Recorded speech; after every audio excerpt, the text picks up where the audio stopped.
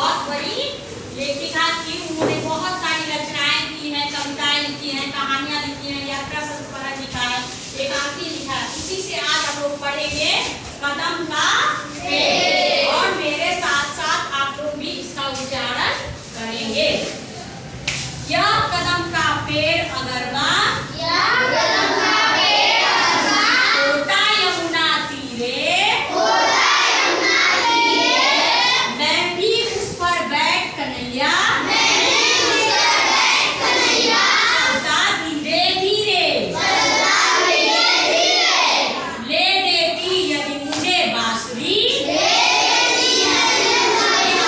तुम दो पैसे वाली, किसी तरह नीची हो जाती, यह कदम की डाली, तुम्हें नहीं कहता पर मैं, चुपके चुपके आता, ऊंचे पेड़ पर चढ़ जाता, वहीं बैठ फिर मजे से मैं बांसुरी बजाता।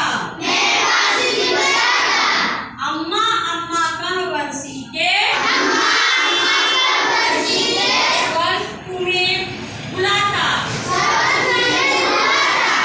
सुन मेरी बंसी को मातूम, तुम बाहर तक आती, तुमको आता देख बांसुरी,